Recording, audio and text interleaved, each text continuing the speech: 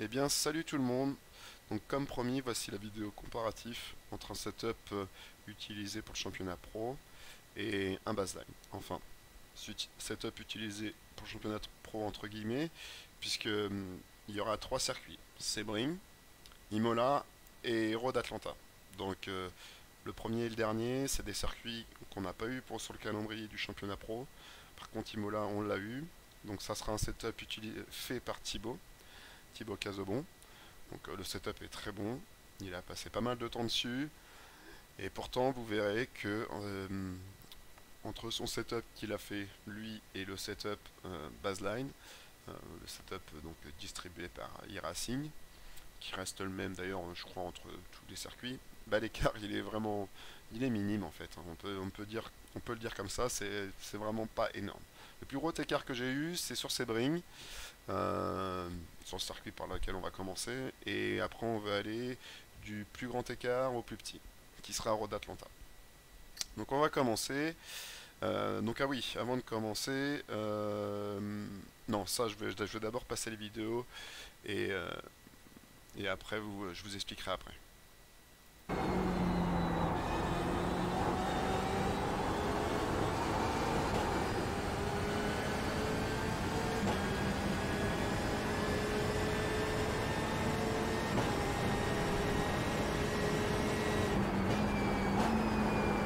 Donc là c'est le setup poussé.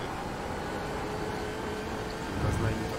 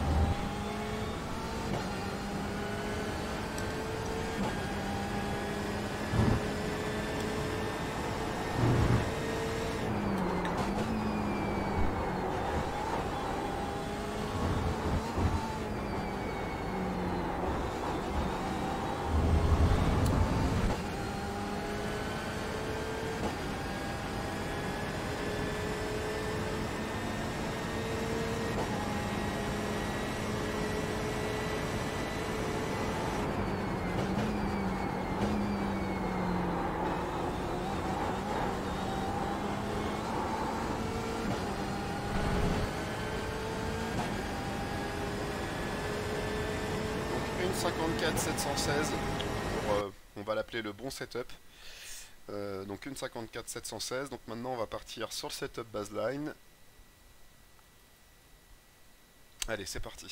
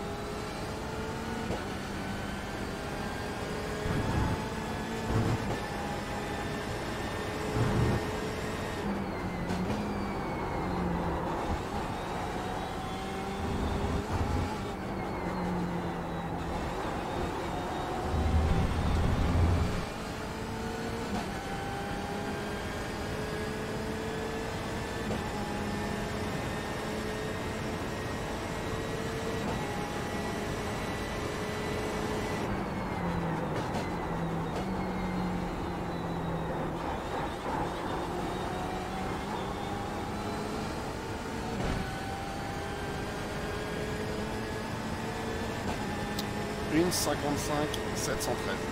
Donc là, on est en dessous de la seconde, juste en dessous de la seconde. Mais donc l'écart est pas énorme. Une seconde, franchement, c'est pas énorme, non. Par contre, il y a 3 points. Vraiment, il y a 3 points sur le setup baseline qui m'ont un peu choqué, surtout sur circuit 1. Donc première chose, la boîte de vitesse. La boîte est beaucoup trop longue. On a un circuit stop and go, enfin sur certains virages, donc avec des relances en première ou deuxième, et je perdais énormément de temps comparé au setup, au bon setup. Deuxième chose, beaucoup de sous-virages. Donc j'ai l'impression que le train avant est très très dur. Et j'ai pas trop regardé le setup, mais de mémoire, il me semble qu'à l'avant, les barres, elles sont plutôt rigides. Donc peut-être à creuser de ce côté-là, quoi. Donc la boîte, du sous-virage et des pressions de pneus excessives.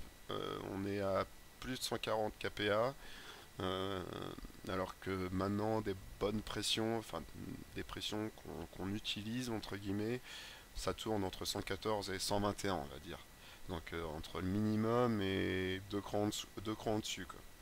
Donc ce qui va faire que sur ce circuit là, par exemple là, sur mon tour, j'avais vraiment la sensation, donc déjà d'une, de devoir beaucoup plus stopper la voiture et d'avoir une usure prématurée des pneus. Euh, Surtout au bout du deuxième tour, déjà j'avais l'impression de perdre énormément comparé au bon setup. Donc maintenant on va partir sur Imola. Imola, c'est donc le circuit où Thibaut a réalisé le setup. Ce setup là, ça reste d'ailleurs pour moi le meilleur setup du championnat. Je parle dans notre équipe, hein. Euh, Franchement, il était très très très bon. Moi je l'aime toujours, je l'utilise toujours comme base. Euh, c'est un très bon setup. Et pourtant, vous allez voir que entre le setup baseline et le setup du championnat pro, bah, l'écart, on est largement plus bas que la seconde. Donc allez, c'est parti. Donc avant de commencer, j'ai pas poussé les tours à fond. Enfin, j'ai pas passé des heures et des heures pour aller chercher vraiment les derniers dixièmes. Parce qu'en ce moment, je roule plus trop, mais bon, j'ai pas aller chercher les derniers dixièmes, quoi. Mais bon, ça c'est valable pour le setup baseline et pour le bon setup. Donc, si j'avais poussé plus, bah, l'écart il serait réduit pour le bon setup, mais aussi pour le baseline. Donc au final, je pense que l'écart, c'est pas de la science exacte, hein, mais je pense que l'écart il se serait situé dans ces alentours, quoi. Donc allez, c'est parti.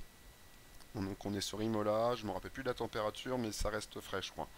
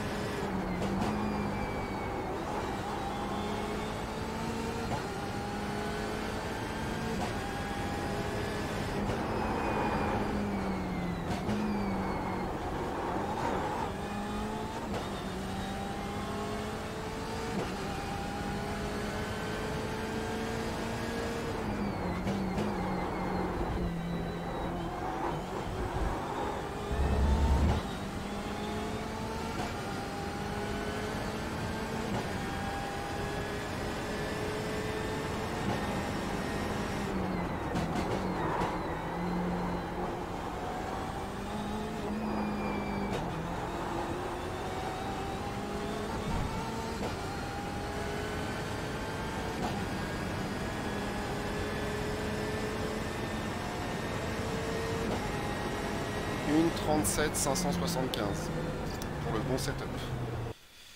Donc maintenant on va partir sur le baseline.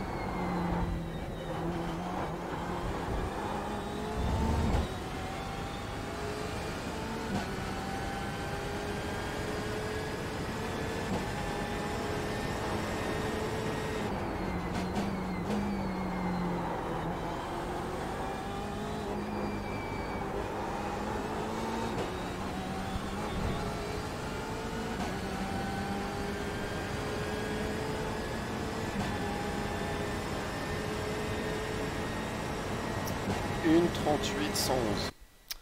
Donc comme sur Sebring, du sous-virage, des pressions excessives, une boîte longue, mais je l'ai quand même moins ressenti sur ce circuit parce que je pense que ce circuit il a des virages, il a moins de virages stop and go, plus de virages rapides on va dire, et donc du coup ben on se retrouve avec un écart de 6 dixièmes plus ou moins, j'ai pas calculé, ouais 6 dixièmes on va dire. Donc c'est peu, parce que pour moi je peux vous dire que le setup, le setup que Thibaut a réalisé, il est vraiment très très bon. Et donc oui, c'est peu, on a une petite marge quoi. Donc honnêtement, vous prenez un setup baseline, vous changez la boîte, vous changez les pressions de pneus, vous touchez un petit peu au bar à l'avant, vous avez un setup, vous pouvez partir en course quoi. Bon, manière, enfin non, ça je vous l'expliquerai à la fin, mais bon, tout ça pour dire que sur Imola, l'écart reste quand même faible. Si vous avez une seconde et demie d'écart ou deux, ben, en utilisant un baseline par exemple, ben, ça vient de vous. Ça vient de vous, il faut encore bosser et encore bosser ses points de freinage, ses points d'accel, ses trages pour réduire cet écart. Donc maintenant on va partir sur Road Atlanta. Donc Road Atlanta, le setup, quand j'ai réalisé la vidéo, je l'ai fait plus à l'arrache, on va dire, Road Atlanta. Je voulais avoir un troisième point de comparaison, donc je l'ai eu, mais donc l'écart est encore plus minime. Mais quelques jours après, j'ai bidouillé un peu le setup et j'ai réussi à gratter un petit peu. Mais bon, on parle pas de 4 dixièmes, hein, j'ai gratté un dixième et demi ou deux quoi. Donc on va y aller, on va partir sur Road Atlanta, d'abord le bon setup et après le baseline, comme pour les autres. On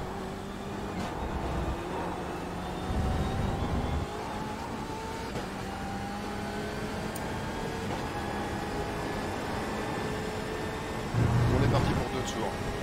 Là je vous ai fait 2 tours, le circuit est court. Essayez de voir un petit peu comment ça évolue. Même si l'évolution n'est pas ouf en fait.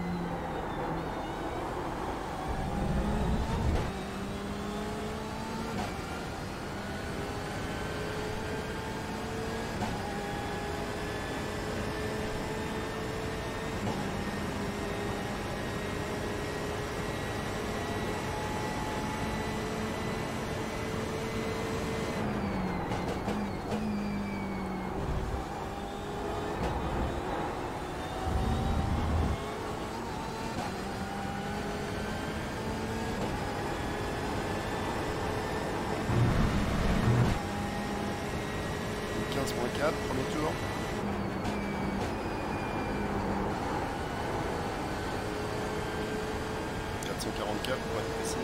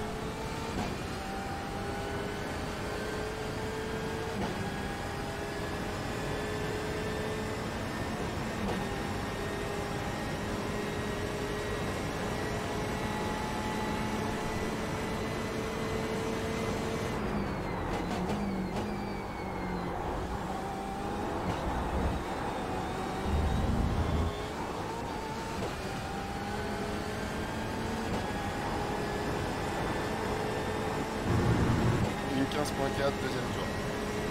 Donc les deux mêmes tours, hein. Pas d'écart. Donc maintenant on part sur le baseline. Allez, c'est parti.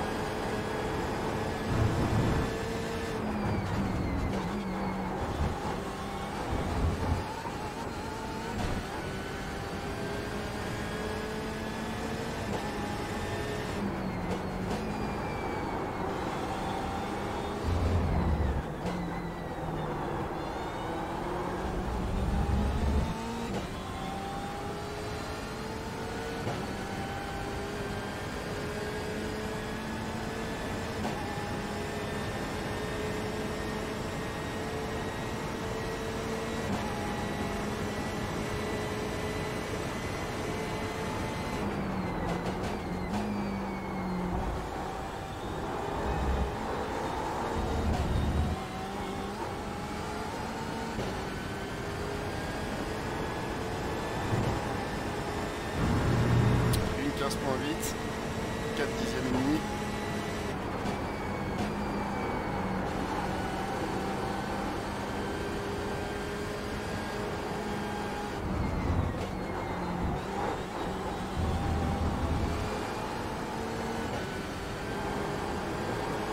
Je prends la corde.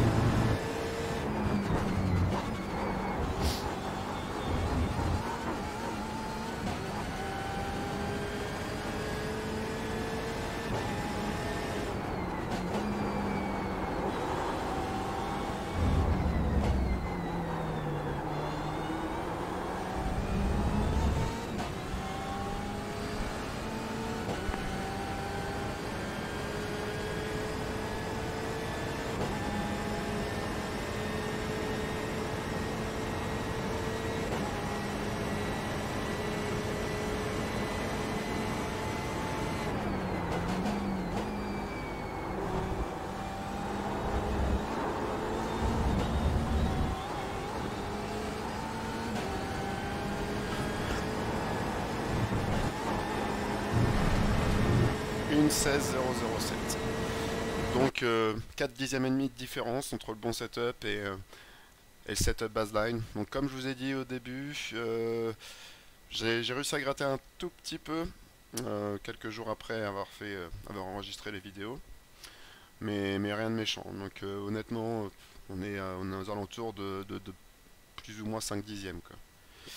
Donc dans une prochaine vidéo, je pense que, donc pas tout de suite, hein, faut pas vous attendre à ce que ça soit dans une semaine ou deux prochainement.